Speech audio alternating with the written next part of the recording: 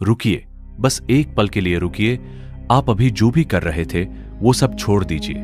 अगर आप किसी भीड़ में हैं तो हेडफोन्स लगा लीजिए, क्योंकि जो मैं अभी आपसे बात करने वाला हूं वो आपकी जिंदगी के सबसे गहरे, सबसे कच्चे और सबसे दर्दनाक सच से जुड़ी बात है।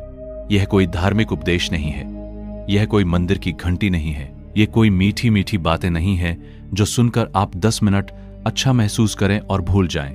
यह गरुड़ पुराण का वो सच है जो हजारों सालों से बंद किताबों में दफना पड़ा था, जो हमारे पंडितों और विद्वानों ने कभी आम इंसान को इसलिए नहीं बताया क्योंकि ये सुनकर इंसान टूट सकता है, बिखर सकता है, और अगर वो ठीक से समझ ले तो शायद जुड़ भी सकता है।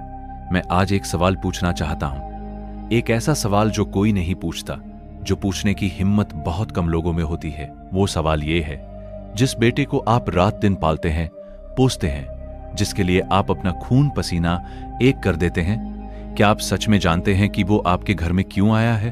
क्या वो आपका वारिस है? क्या वो आपके बुढ़ापे की लाठी है? क्या वो आपकी दुआओं का फल है? या क्या वो किसी बहुत पुराने और बहुत गहरे हिसाब को चुकाने आया है जो आपने खुद पिछले जन्म में बनाया था? आज हम गरुड़ पुराण के उन पन्नों को खोलेंगे जिन्हें आज तक किसी ने इतनी गहराई और इतनी सच्चाई से नहीं खोला। इस वीडियो को अंत तक देखिए, हर एक शब्द, हर एक पल, क्योंकि जो सच अंत में आपके सामने आएगा वो आपको हिला देगा, लेकिन उसी झटके में आपको एक ऐसी आजादी भी मिलेगी जिसे पाने के लिए लोग सालों साधना करते हैं। हमारे देश में, हमारे समाज में, हमारे घरों में जब एक बेटे का जन्म होता है तो एक अलग ही दुनिया बन जाती है। मैं चाहता हूं आप उस पल को महसूस करें, उस सुबह, वो अस्पताल का कमरा, वो नर्स का आना, वो खबर का आना कि बेटा हुआ है, और उस खबर के साथ एक पिता की आंखों में आंसू। पर वो रोने के आंसू नहीं है, वो जीत के आंसू हैं। वो एक ऐसे इंसान के आंसू हैं जिसे लग रहा है कि उसकी सारी जिंदगी की मेहनत आज सफल हो गई। घर में ढोल बजते हैं, मिठाइयां बांटी जाती है, पड़ोसी आते हैं, रिश्तेदार आते हैं, खानदान के बुजुर्ग आते हैं, और सबसे पहले जो बात कही जाती है वो ये है, वंश आगे बढ़ा, नाम रोशन होगा, बुढ़ापे का सहारा आ गया।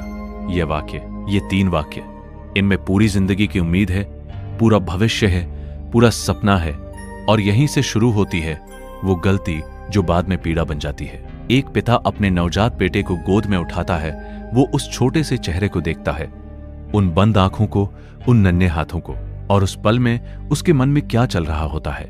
वो सोच रहा होता है, यही मेरी असली दौलत है, यही मेरी पहचान है, इसी के लिए मैं जीऊंगा, इसी के लिए मैं मरूंगा। और उसी रात से वो पिता बदल जाता है, उसकी नींद बदल जाती है, उसकी भूख बदल जाती है, उसके सपने बदल जाते हैं। अब उसके हर सपने में एक बेटा है, एक पढ़ा लिखा, कामयाब, संस्कारी बेटा जो उसके नाम को 4 चांद लगाएगा, जो उसके बुढ़ापे में उसके पास बैठेगा, जो उसके जाने के बाद उसकी चिता को आग देगा और उसकी आत्मा को मोक्ष दिलाएगा। ये सोच, यह है अंधा प्यार, यही पुत्र मोह है। और गरुड़ पुराण कहता है कि यही पुत्र मोह इंसान की सबसे बड़ी कमजोरी है, यही उसका सबसे बड़ा बंधन है, और अक्सर यही उसकी सबसे बड़ी पीड़ा का कारण भी बनता है। अब मैं आपसे एक बहुत जरूरी सवाल पूछना चाहता हूं। अगर मैं आपसे कहूं कि ये सब जो आप सोचते हैं, ये मेरा बेटा, मेरा वारिस, मेरा बुढ़ापे का सहारा, ये सब एक बहुत मीठा, बहुत खूबसूरत और बहुत बड़ा झूठ है, तो क्या आप सुनेंगे? क्या आप सच को सुनने की हिम्मत रखते हैं? अगर हां, तो अगले कुछ मिनट बहुत ध्यान से सुनिए। गरुड़ पुराण में एक संवाद है, एक बहुत ही गहरा, बहुत ही रहस्यमय संवाद। यह संवाद है पक्षीराज गरुड़ और मृत्यु के देवता यमराज के बीच। गरुड़ पूछते हैं, हे यमराज, जब एक आत्मा मृत्यु के बाद आपके दरबार में आती है तो उसे वापस धरती पर भेजने का फैसला कैसे होता है? किस घर में, किस रूप में और क्यों? और यमराज का जवाब, वो जवाब इतना गहरा है, इतना भारी है कि सुनकर सांस रुक जाती है। यमराज कहते हैं, हे गरुड़, इस ब्रह्मांड में कुछ भी संयोग नहीं है। एक आत्मा जब किसी घर में जन्म लेती है, चाहे बेटे के रूप में हो, बेटी के रूप में हो या किसी और रूप में, यह सब ऋणानुबंध के कठोर नियम से तय होता है। ऋणानुबंध, ये शब्द सुनिए, ऋण यानी कर्ज, अनुबंध यानी बंधन। एग्रीमेंट, ऋणानुबंध का मतलब है कर्मों का वो बंधन जो आत्माओं को बार बार एक दूसरे के पास खींच लाता है जब तक हिसाब बराबर ना हो जाए। सोचिए, अभी आपके घर में जो बेटा है, छोटा हो या बड़ा, वो आपकी जिंदगी में किसी न किसी कारण से है। और वो कारण आपकी मन्नतें नहीं है, वो कारण आपकी पूजा पाठ नहीं है, वो कारण है आपके और उस आत्मा के बीच का वो पुराना अधूरा हिसाब जो पिछले जन्म में या जन्मों में पूरा नहीं हुआ था। और अब इस जन्म में वो हिसाब चुकाने का वक्त आया है। यमलोक के दरबार में जब चित्रगुप्त किसी आत्मा की फाइल खोलते हैं तो वो देखते हैं इस आत्मा ने पिछले जन्म में क्या किया था, किस किस के साथ क्या हुआ था, कौन कौन से हिसाब अधूरे हैं, और उसी हिसाब के आधार पर तय होता है ये आत्मा अगले जन्म में किसके घर, किस रूप में, किस उद्देश्य से जाएगी। और शास्त्रों में बहुत साफ लिखा है कि एक बेटा मुख्य रूप से 4 रूपों में किसी घर में जन्म लेता है। 4 रूप, 4 कहानियां, 4 सच। आज हम इन चारों को इतनी गहराई से समझेंगे कि शायद आप पहली बार अपने ही बेटे को नई आंखों से देख पाएंगे। पहला रूप सबसे खौफनाक, सबसे दर्दनाक और दुर्भाग्य से आज के समाज में सबसे आम शत्रुपुत्र। ये नाम सुनकर ही रोंगटे खड़े हो जाते हैं। शत्रुपुत्र यानी वह बेटा जो शत्रु के रूप में दुश्मन की आत्मा बनकर आपके ही घर में आपकी ही पत्नी की कोख से पैदा हुआ है।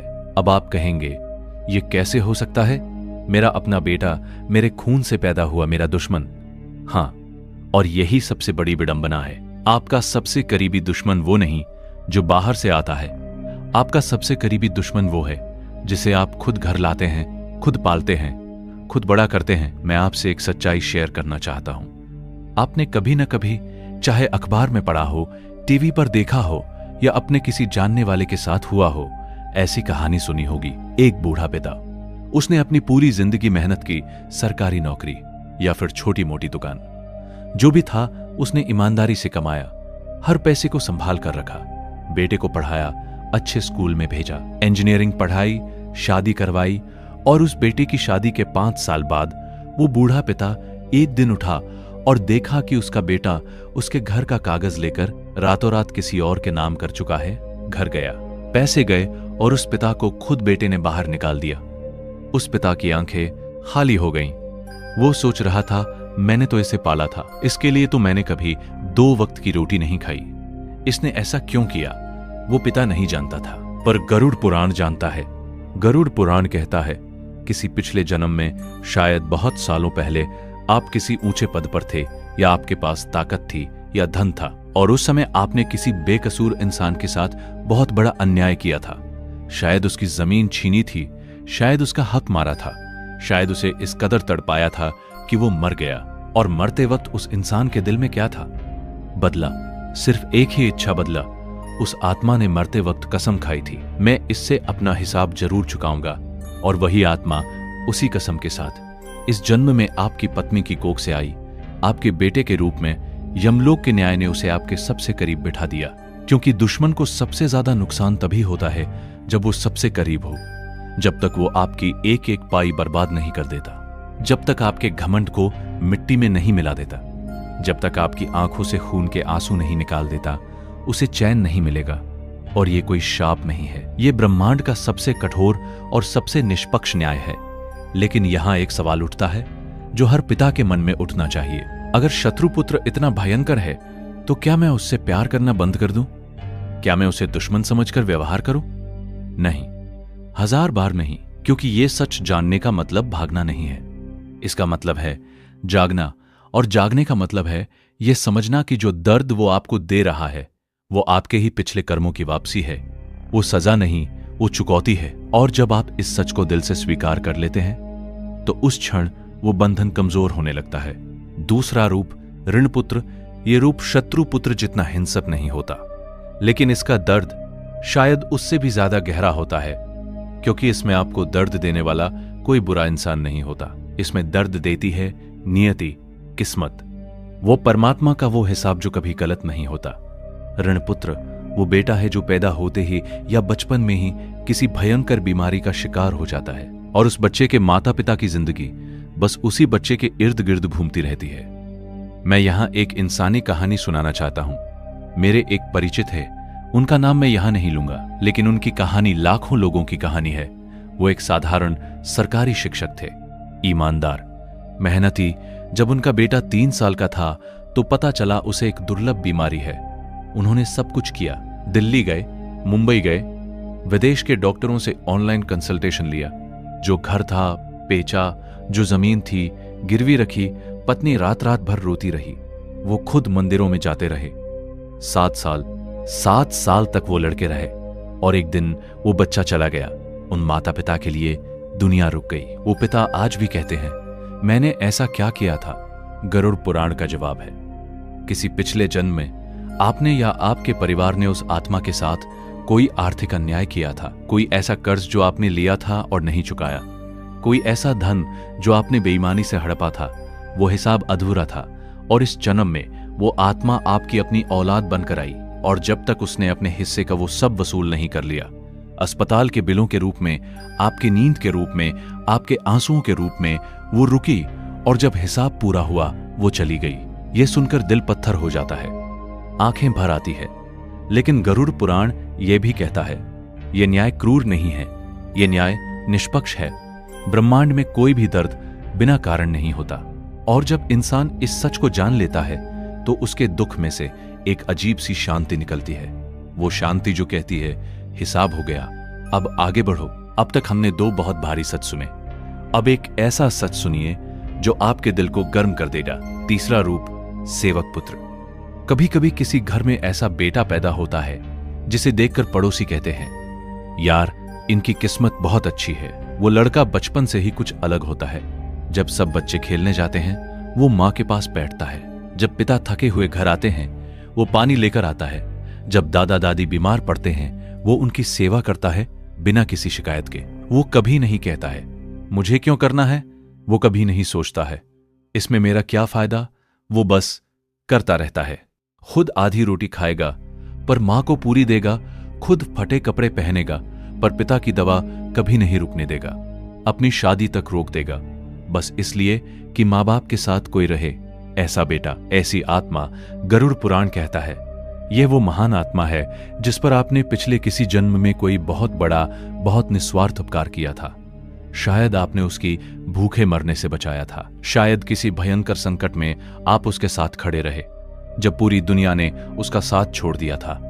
वो आत्मा भूली नहीं, वो कहीं किसी अदृश्य रजिस्टर में आपका वो उपकार दर्ज था और इस जन्म में वो आई आपके सेवक बेटे के रूप में, आपका कर्ज चुकाने, आपको सुख देने, आपके बुढ़ापे की मजबूत लाठी बनने। अगर आपके घर में ऐसा बेटा है तो रोज सुबह उठकर अपनी आंखें बंद कीजिए और उस परमात्मा का दिल से शुक्रिया कीजिए, क्योंकि इस कलयुग में ऐसी आत्मा बहुत कम घरों में आती है। आपका पिछला जन्म बहुत शुद्ध था, बहुत पवित्र था, इसीलिए आपको यह अनमोल उपहार मिला है। और अब सबसे अंतिम, सबसे पवित्र, सबसे दुर्लभ रूप, धर्मपुत्र। लाखों में, करोड़ों में किसी एक घर में ऐसी आत्मा आती है। यह वो बेटा है जो सिर्फ माता पिता का नहीं होता, यह पूरे कुल का, पूरे समाज का, पूरी मानवता का होता है। वो बचपन से ही अलग होता है। उसकी आंखों में एक अजीब सा नूर होता है, उसके शब्दों में एक वजन होता है, उसके कामों में एक निस्वार्थता होती है जो देखकर लोग कहते हैं यह बच्चा कुछ और है। वो पढ़ता है पर सिर्फ नौकरी के लिए नहीं, वो कमाता है पर सिर्फ अपने लिए नहीं, वो जीता है पर सिर्फ अपने लिए नहीं, वो दूसरों की भलाई के लिए काम करता है। वो सच के रास्ते पर चलता है चाहे कितनी भी तकलीफ हो। वो भगवान की सच्ची भक्ति करता है, मतलब के लिए नहीं बल्कि प्रेम के लिए। और मृत्यु के बाद उसके महान कर्म इतने शुद्ध होते हैं कि वो अपने माता पिता की आत्मा को भी तार देता है, उन्हें मोक्ष के मार्ग पर ले जाता है। धर्मपुत्र, यह रूप किसी के संचित पुण्यों का फल है। यह रूप उस इंसान को मिलता है जिसने कई जन्मों में अपना जीवन धर्म के लिए, सेवा के लिए, सत्य के लिए जिया हो। और अगर आपके घर में ऐसी आत्मा आई है तो यह ब्रह्मांड का सबसे बड़ा पुरस्कार है। अब यहाँ वो सवाल आता है जो हर माता पिता के मन में होगा, अगर मेरा बेटा मेरी जागीर नहीं है, अगर वो मेरे कर्मों का हिसाब है, अगर वो एक अलग आत्मा है जो अपनी यात्रा पर है, तो मैं क्या करूं? क्या प्यार करना बंद करूं? क्या उसे अपना न मानूं? क्या उसकी परवाह छोड़ दूं? नहीं। गरुड़ पुराण, भगवद गीता, हमारे सारे शास्त्र एक स्वर में कहते हैं नहीं, बल्कि उलटा।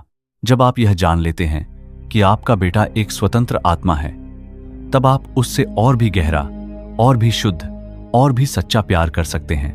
क्योंकि अब वो प्यार मोह से नहीं निकलता, अब वो प्यार अपेक्षाओं से नहीं निकलता, अब वो प्यार डर से नहीं निकलता। वो प्यार निकलता है करुणा से, समझ से और आत्मा की सच्ची गहराई से। भगवान श्री कृष्ण ने गीता में क्या कहा था? कर्म करो, फल की चिंता मत करो। यही बात माता पिता के लिए भी लागू होती है। अपने बेटे का पालन पोषण करना आपका धर्म है, उसे अच्छी शिक्षा देना आपका कर्तव्य है, उसे सही और गलत का रास्ता दिखाना आपकी जिम्मेदारी है। लेकिन उससे यह उम्मीद रखना कि वो हमेशा आपके कहे पर चलेगा, हमेशा आपकी सेवा करेगा, हमेशा आपकी पसंद नापसंद के हिसाब से जिएगा, यह उम्मीद आपकी है, उसकी नहीं। और जब वो उम्मीद टूटती है तो दर्द होता है, और उस दर्द का कारण वो नहीं है, उस दर्द का कारण आपकी वो उम्मीद है।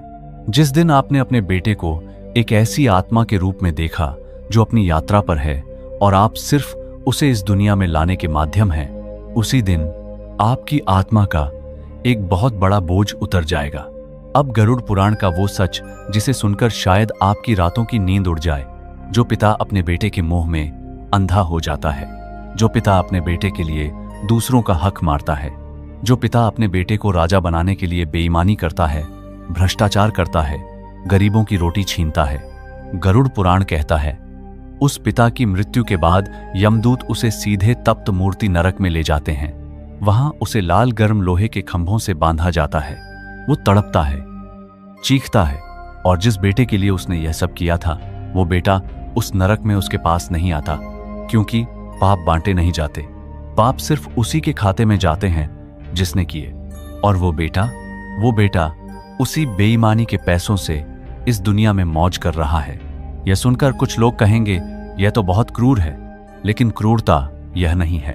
क्रूरता तो वो है जो उस पिता ने की थी जब उसने किसी बेकसूर के आंसुओं की परवाह नहीं की, जब उसने किसी गरीब का हक मारा।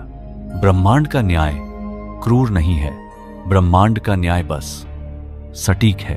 अब वो बात जो इस पूरे वीडियो की असली जान है, मुक्ति, आजादी, उस ऋणानुबंध के चक्र से बाहर निकलने का रास्ता।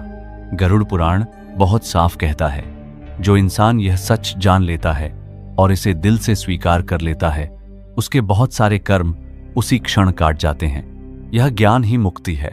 अगर आपका बेटा आज आपको दुख दे रहा है तो एक पल के लिए रुकिए, अकेले बैठिए, अपनी आंखें बंद कीजिए और दिल से कहिए, हे ईश्वर, हे परमपिता, मेरा जो भी पिछले जन्म का कर्ज था, जो हिसाब अधूरा था, वो आज इन आंसुओं से, इस दर्द से पूरा हो रहा है।